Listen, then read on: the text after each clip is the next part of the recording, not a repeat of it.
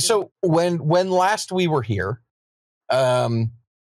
we were watching this live stream. Now, for those of you who don't remember, this live stream is the latest episode of the Archcast, which is a live stream that Arch does every week, and Sargon and Dev and V are usually on it. And this is a usual episode. But this episode was especially interesting in that it was just a bad take machine. We've seen a couple so far, but nothing too bad. But Uzalu, I really hate to break it to you, my man. Sargon is about to ruin your day. Yeah. He's about to make some interesting comments on liberalism and liberal philosophy that is see, and the thing is this is a popular take that's going on right now, and I am genuinely surprised that he is either. Now here's the thing: you could make the argument of he is pulling a jokes on you, I was only pretending to be retarded, and that's fine. But usually at some point you have to let the audience in on the meme, either by a chuckle or like some kind of proverbial, or if you're on a mic or if you're on a cam, a literal wink. You know, like you've got to do something to show that you're making a funny, that you're doing a funny.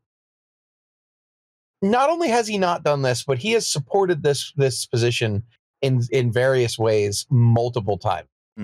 So I don't know, man. But we are at 49 minutes 47 seconds. That is when it starts, but if you're a little earlier than that, you can go ahead and let it play. Is it a little earlier than that? Yes, that's fine. This, by the way, this stream that they're doing, I've been referring to as Depression Stream. Perhaps a little unkind, but I think it was just in stark contrast to how much fun Wes and I were having mocking it, especially with the audience interaction as well. And then these three just seem like three, just sad, bored men trying to think of something to talk about and coming up with some really terrible takes in so doing. Perhaps that's not the right impression. Perhaps we'll find out as the show goes on. I'm not part of this. I'm not interested in this. I don't care about this issue or these issues. I don't want to talk about this issue all the time, and I'm going to choose media and things like that doesn't have it. Heresy is the question. Fire is the answer. Because it is about replacing. And it is about replacing your system. And it could have happened, theoretically, to any other system as well. And I point that out. Because it's not necessarily liberalism in itself, but liberalism was very vulnerable to it. No, it is liberalism itself. It needs to have the universal recognition of dignity and rights. That's the problem with liberalism. I mean, I think we've had this conversation like a dozen times, and you've both made many videos on it. We've been on Adam and Sitch. Like, we've talked about this a lot. The thing is, so already, Uzalu, you can tell by that one little mini comment where it's like, wait a minute, liberalism has to have the universal recognition of equality and rights. I mean, like, he's not completely wrong in that liberalism does it. Again, it's equality of outcome, or it's not equality of outcome. It's equality of opportunity. Yeah, everyone gets the same opportunity. Everyone gets the same starting position. Everyone gets the same. If I'm trying to be generous to Sargon, then yeah, he means the kinds of equality that liberalism does advocate for, the good ones, equality under the law, equality of opportunity, basically the ones that allow everyone to play by the same standards such that merit is the main factor. Merit and moral goodness when it comes to justice as well. Like, the important things are prioritized because we've removed factors that actually aren't that important. And that makes sense. That makes a healthier market, both moral market, social, political market, and economic market as well. So if that's what he means by equality, fair enough. Liberalism does involve that. And if by rights, he's talking, liberalism also involves that too. But I think the point that he's making is that in order for the progressive cancer to take hold, it can only do it in a system which has that kind of equality and that assumption of rights. If that's what he's saying, the only sense in which I agree is that perhaps this specific cancer can only form in that context. but perhaps much worse cancers would form in a different one. You can't just remove liberalism, if that's what you're recommending, and imply that that will solve our problems, or imply that the problems will therefore be easier to solve. They may be a lot harder to solve. And even then, as time goes on and as civilization gets more specific and, let's just say, advanced, the problems we have to deal with are too going to get more advanced. I'm afraid to say, in my humble opinion, there is no way to avoid difficult problems like this. We have to build a society that can react to them with the people in them at the time, and the best one for that by far is liberalism. Yeah, I'm bracing myself for Sargon to take what he's just said, which is on its face reasonable, to some crazy extent, where he advocates for things that I have heard, unfortunately, far too many people advocating for. Some part of liberalism that isn't as you describe, Sargon, and I think when for example, the fascists derided the liberals by calling their conception of government the night watchman state. The idea behind that is, well, the liberals don't want to control everything. They want to have ownership and jurisdiction over some parts of human life, but obviously not all of it. And they think it's appropriate for some of it to remain private. The liberals took that up and said, yeah, that's what we are. We do in fact want the night watchman state. And that seems to be pointing towards something different than what you say the liberals will eventually collapse into, because it's very clear the liberals do not actually want to control everything. I'm observing that the liberals I know. collapsed into this, right? No, I understand. You're like, hey, can't we have liberalism from 100 years ago? And the answer is no, we can't. But nonetheless, I think it's many points in history you end up with a fusion of the things that are traditional and proven and evolutionarily selected for over a long period of time, with a few of the new ideas that have been arrived at since then, though those new ideas are usually nestled amongst a slew of bloat, unnecessary expansion, experimentation, which you just drop. You form that new synthesis. And there's really several dozen times in even Western history that's actually happened. That's all that's going to happen here. The form of liberalism, also, as Sargon says, from 100 years ago, or more realistically from 60, 70 years ago, mixed with many of the artifacts of modernity that have come through since then, but not too many of them. Yeah, so here's the thing. If you want to say, oh, can we have the liberalism from 100 years ago? No, of course you can't. It's a different time. The United States couldn't have had the Republic of 1,500 years ago. We didn't want the Republic of 1,500 years ago. We wanted the concept of a republic, so we took the Republic of 1,500 years ago as a baseline because we were like, this is good. This is what we should have. And then we were like, okay, let's suit it towards our modern day, i.e. 40 plus years ago. So that is what, and also we set, and again, I can't speak for England, but here in the States, we have it set in our founding documents that we should keep doing that we should keep updating it in order to form a more perfect union. That's the whole point of that.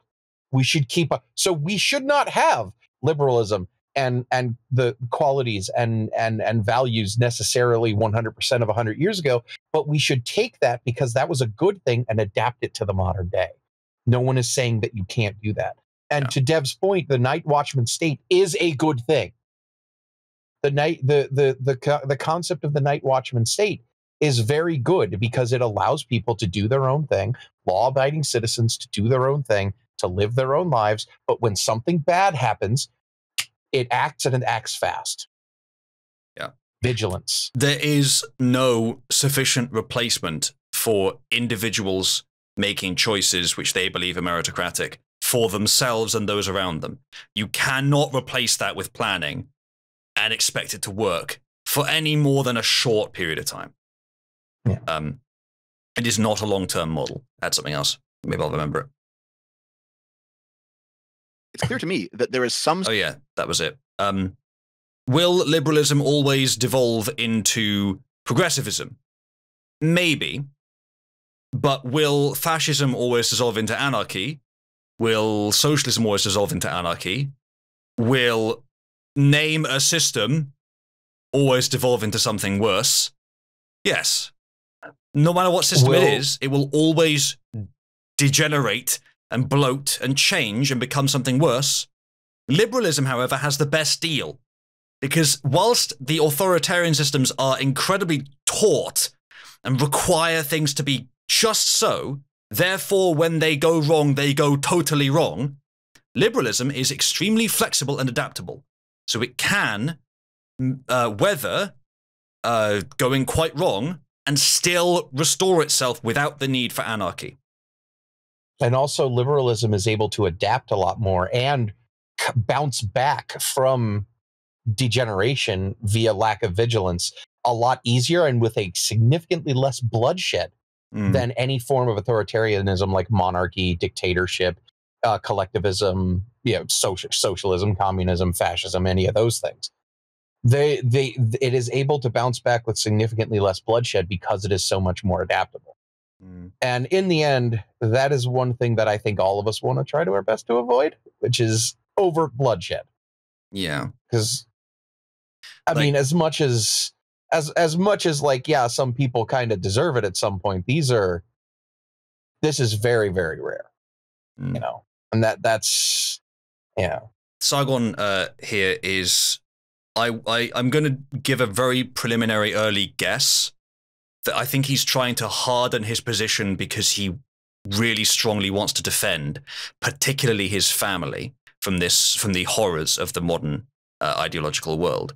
Fair, sure, but this is this is hardening by appearance only, and in fact, I would argue that if you want to avoid bloodshed, any ideology beyond liberalism is more likely to reach it, and you can much more easily defend your family from harm under a subversive ideological oligarchy than under a war zone. Or under a paper please style authoritarian hellhole. Yeah. Because that is what it always becomes. That history has proven that is what it always becomes. Always. I will echo what Somnus is saying, because I haven't actually examined the differences enough to say this with this much confidence, but I expect you're right from what I do know. Somnus says, English liberalism is the healthy body. French liberalism is HIV. Progressivism is the opportunistic infection. Yeah. Yeah. That sounds about right. That's a pretty good, yep. Pretty good analogy there. And English does not have to mean specifically of England, because English liberalism is also largely the basis of, it's the same principles that also form the basis of American liberalism. So we could just call it classical liberalism. Yeah, well, it's Western. Yeah, because let's be honest here. The French stuff isn't, even though it's geologically Western, it's not ethically, it's not culturally Western. Geologically Western, geographically Western. Yes. You know what I mean. Western of rock. It's an ideology of West rocks. Yes, I understand what you mean. You knew what I meant. I did know what you meant. Yes. And thank you for covering for me. Thank you. No worries, Wes. Your word choice was one pixel out of alignment, so I decided to mention it. You piece of shit. Thank you. You're welcome. You're welcome, Wheeze. All right.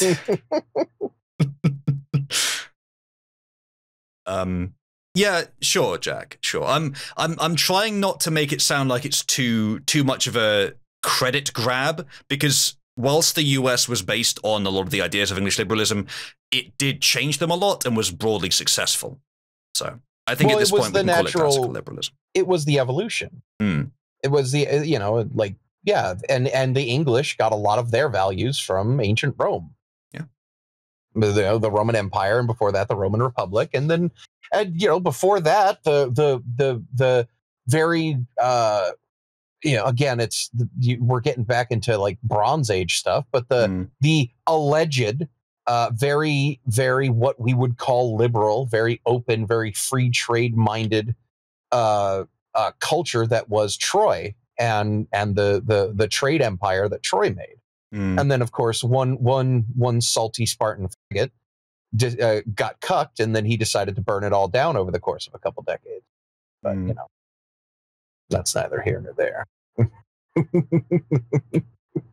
Night Watchman. See, like that, the Night Watchman really is the biggest issue here.